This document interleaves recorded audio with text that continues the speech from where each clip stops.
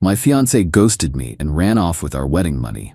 I replied by texting her mom, "Congrats on raising a thief." Then I pressed charges and got her arrested for fraud. Now her lawyer is frantically calling for a settlement. I, 32 male, am sitting here, a week out, and it still feels like a scene from a bad movie. But the anger is cold, focused. Last Saturday, I was supposed to be getting married to Clara, 29. Instead, I woke up to an empty apartment and an even emptier joint wedding account. About $35,000, gone, vanished. So had Clara. No note, no call, no it's not you, it's me. Just poof. Her clothes, passport, everything. Like she was never here. We'd been together 5 years, planning this wedding for the last year. Every vendor deposit, every little detail paid from that account. Money we both put in, though a larger chunk, around $25, was from a bonus I got. My first call, after the initial shock wore off, took a few hours, not gonna lie, mostly paced the apartment like a caged animal, was to her parents. Her mom, Brenda, answered, all cheerful. "Brenda," I said, voice flat. "Clara's gone, so is the wedding money." Silence. Then a sort of fluttering laugh. "Oh Mark, you jokers, she's probably just got pre-wedding nerves, out with her sister Layla probably." "No," I said. "Layla's called me twice already, wondering where Clara is. She's not with her. The account is empty. Her stuff is gone." The denial was thick. "Clara wouldn't do that. There must be a mistake. You probably misplaced the money, or she's using it for a surprise." "A surprise, right?" "Brenda, she took everything. It's theft." That's when the tone shifted. "Now Mark, don't you dare accuse my daughter. She's a good girl. Maybe she just realized she couldn't go through with it and needed space. The money? Well, weddings are expensive. Maybe she felt she was owed some of it for her time." For her time? I almost choked. That's when I hung up and sent the text. "Congrats on raising a thief." Petty? Maybe. Satisfying? Absolutely. Then I called the police, filed a report, fraud, grand larceny, whatever they could stick. Provided bank statements, screenshots of texts where we discussed wedding expenses coming from that account, vendor contracts. They were surprisingly understanding. Detective Miller listened, took notes, said they'd look into it. Next, I called all the vendors, explained the situation, lost most of the deposits, obviously. Caterer was nice, florist too, venue not so much. But that's money, it can be remade. The betrayal is the kicker. Slept about 2 hours that first night. The next day, Detective Miller called. They'd flagged her name at the airport. Turns out she'd booked a one-way ticket to another state a week prior.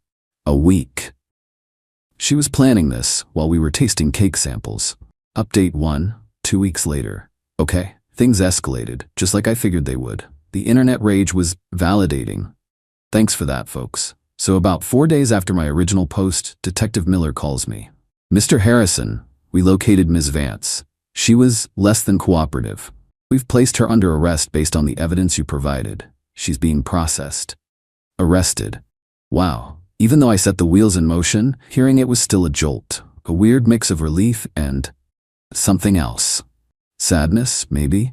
For the guy who was excited to marry her a few weeks ago. That guy's an idiot, W. The arrest happened in another state, so there's a whole extradition process, but the charges are serious enough. Fraud over $10,000 is no joke. Then, the calls started. First, Brenda, Clara's mom, screaming, full-on banshee wail. "How could you do this to her? She made a mistake, a youthful indiscretion. You're ruining her life over some money. You have a good job, you can make it back." "Brenda," I said, tired, "she stole $25,000. That's not an indiscretion, it's a felony. She planned it. She could have talked to me, walked away. She chose to steal.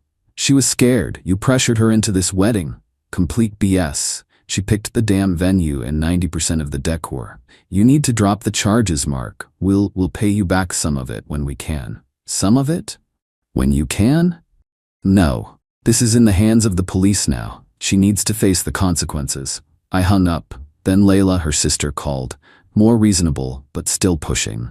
"Mark, I had no idea. I swear. This isn't like her. But prison? Really? Can't you just settle this?" She's terrified. Mom and Dad are a mess. "Layla, she had my number. She could have called. She chose to run and hide after emptying our account. What would you have me do?" "I don't know, but she's my sister. Please. There must be another way." The other way was for her not to steal a life-altering amount of money from me the day before our wedding. I said, "Tell her to get a good lawyer." And apparently she did. Or her parents did. Yesterday I got a call, blocked number, answered it. Mr. Harrison? This is Julian Vance, Clara's father, and Mr. Finch, our attorney, is on the line. Oh goody, a conference call. Mr. Finch, smooth lawyer voice, starts in. Mr. Harrison, we understand you're upset. Clara understands she made a significant error in judgment. An error in judgment? She committed a felony, Mr. Finch. Yes, well, semantics. The point is, Clara is willing to make amends. We're prepared to offer a settlement. Return of a portion of the funds, say $15,000, in exchange for you petitioning the DA to drop all charges. I actually laughed. A portion? 15 grand? After she gets arrested, you suddenly find some of the money? No, absolutely not. And it's not up to me to petition the DA. She's been arrested. The state is pressing charges based on felony theft and fraud. Julian Vance chimes in, voice tight. My boy, be reasonable. She's a young woman with her whole life ahead of her. A criminal record will destroy her future. Don't you have any compassion? Compassion? Did she have any compassion when she cleaned out the account and left me to pick up the pieces? When she booked a flight while telling me she loved me? My compassion ran out somewhere between discovering the empty account and canceling the caterers. Mr. Finch again. Mr. Harrison, a trial will be messy, public, your personal life dragged through the mud. Clara will testify she felt coerced, that the wedding was all your idea, that she panicked. Let her, I said, my voice like ice. I have every text, every email, every receipt showing our joint planning. I have the date she bought her plane ticket. Her panic seems to have been pretty well orchestrated. This isn't a negotiation. The $25,000 was for a wedding. Now it's evidence in a criminal case. Any further discussion can happen between you and Detective Miller or the DA's office. Hung up. My heart was hammering. The sheer audacity. Error in judgment. Coerced. Unbelievable. Then Brenda again. This time crying. Not angry, just pathetic. Mark, please. She'll pay it all back. We'll take out a loan. Just make them let her go. She's not built for jail. It'll break her. She should have thought of that before she became a thief, Brenda. Click. Now my phone is blowing up with calls from Mr. Finch. Left 3 voicemails today, each one a little more frantic. Mr. Harrison, please call me back. We need to discuss this. We can improve our offer. My client is very distressed. Yeah, I bet she is. Turns out consequences are a real thing. Let him sweat. I'm meeting with the assistant DA next week to give a full victim impact statement. Not backing down. She made her bed. Now she can lie in it, preferably in a cell for a bit. Update 2. 1 month later. Man, it's been a wild month. The entitlement from Clara's camp just kept on giving. It's almost impressive, in a sickening way. So after Mr. Finch's frantic calls, which I ignored and directed to the ADA handling the case, things got creative. First, Layla, the sister, shows up at my apartment, unannounced, rings the bell like she's here for tea. Mark, we need to talk, she says, all earnest. Layla, I'm talking to the DA. That's who Clara's lawyer should be talking to. No, we need to talk, as people who both care about Clara. She actually tried to push past me into my apartment. I blocked her. She's not eating. She's a wreck. Her lawyer says you're being vindictive. That you're enjoying this. Enjoying this? My life got blown up, Layla. I lost a huge sum of money. My fiancé turned out to be a criminal and I had to cancel my own wedding. Yeah, this is a barrel of laughs. Now if you'll excuse me. Then she tries the guilt trip. You know, Mom and Dad are talking about selling their house to pay you back and for Clara's legal fees. You'd make them homeless just for revenge? They're considering selling their house because their daughter stole $20,000 and got caught. That's on Clara, not me. I closed the door, heard her huffing outside for a bit before she left. Suddenly, vague posts start appearing from distant friends of Clara, talking about toxic relationships and men who try to control women with money, and how sometimes a girl's gotta do what a girl's gotta do to escape. Real subtle. Some even used a hashtag with my first name. My more tech-savvy friends tracked a couple of the original posts back to IP addresses near Clara's parents' place. Cute. I screenshotted everything, sent it to the ADA. Not illegal, but shows a pattern of trying to paint her as a victim. Mr. Finch, Clara's lawyer, apparently decided that since I wasn't budging, he'd try to pressure the ADA. He sent them a massive file full of letters from Clara's family and friends talking about her fragile mental state, her history of anxiety, Never saw a day of it in 5 years, and how this uncharacteristic lapse in judgment was due to immense pre-wedding stress. They even got a therapist, who'd spoken to Clara twice after her arrest, to write a letter suggesting she wasn't in her right mind. The ADA, a no-nonsense woman named Miss Davies, called me. "Mark, they're trying to paint you as the bad guy and her as a damsel in distress who just snapped. Her lawyer is pushing for a plea deal, restitution of the full $25,000 and probation. No jail time." He's citing her previous good character and emotional duress. Restitution and probation? After all this? After the planning, the deceit, the sheer gall? "Miss Davies," I said, keeping my voice steady. "She didn't just snap. She booked a plane ticket a week in advance. She systematically drained a joint account. She ghosted me. Then her family and lawyer tried to bully and manipulate me into dropping it. This wasn't a panic attack. It was a plan. And frankly, if she's so fragile, maybe she shouldn't have committed a felony." I told her about Layla at my door, about the social media stuff. "This isn't remorse, Miss Davies. This is damage control because she got caught." Miss Davies was quiet for a moment. "I appreciate your perspective, Mark, and your willingness to testify if it comes to that." So the revenge.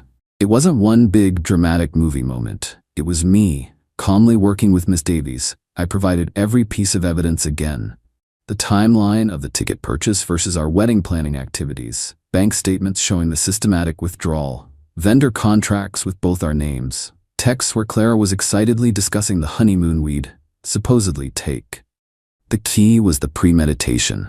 Miss Davies used it beautifully. The settlement conference, which was really a plea negotiation, happened last week. I wasn't there, but Miss Davies called me right after. Apparently, Mr. Finch came in confident, with Brenda and Julian Vance in tow for moral support, ready to argue for probation. Miss Davies laid out the state's case, highlighting the premeditated nature of the theft, the amount of money, the breach of trust, and then the pièce de résistance. She brought up their attempts to intimidate me and manipulate the narrative after the arrest. She mentioned the social media campaign, however amateur. She mentioned Layla showing up at my apartment. She basically painted a picture of a family that enables and excuses criminal behavior. The judge, from what Miss Davies said, was not amused by Team Clara. Especially when Mr. Finch tried to argue that my texting "congrats on raising a thief" to Brenda was undue provocation. The judge apparently raised an eyebrow and said, "Provocation for what, Mr. Finch? For Ms. Vance to commit grand larceny before the text was even sent." Faced with the strength of the evidence and the judge's clear lack of sympathy for their sob story, Clara had a choice: go to trial and almost certainly get a harsher sentence, or take the plea deal Miss Davies offered, a deal that was much harsher than what they'd hoped for. The deal: plead guilty to felony fraud.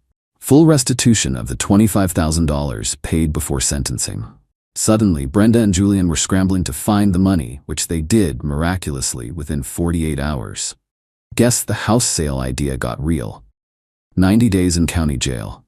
Not prison, but not probation either. 5 years formal probation upon release, with strict conditions including mandatory employment and financial counseling. A permanent felony record. Clara took the deal, crying, apparently. Her parents were furious, but Mr. Finch advised her it was the best she'd get. Ms. Davies said to me, "The jail time is important, Mark. It shows this kind of calculated betrayal has serious consequences, and the felony conviction will follow her. That's justice." And you know what? It is. She won't waltz away from this. Every job application, every apartment rental, that felony is going to be there. She wanted to start a new life with my money? Well, she's starting a new life, all right, just not the one she envisioned. Brenda called me one last time after the plea, left a voicemail, just sobbing. "You destroyed her. I hope you're happy." Am I happy? Not happy, like woohoo. More like a quiet, grim satisfaction. Like a weight has been lifted. I stood my ground, didn't let them bully me, and the system for once worked. She didn't get away with it. They thought they could play dirty and I'd fold. They underestimated how stubborn I can be when I've been monumentally screwed over. I'm out the money temporarily, but the court-ordered restitution is already in an escrow account, so I'll get that back soon. The emotional toll? That'll take longer. But knowing Clara is actually facing real, tangible consequences for her actions, knowing her family's entitlement slammed face first into a brick wall of reality, that feels like justice. A very satisfying, very real justice. Time to move on. Maybe get a dog. Dogs are loyal.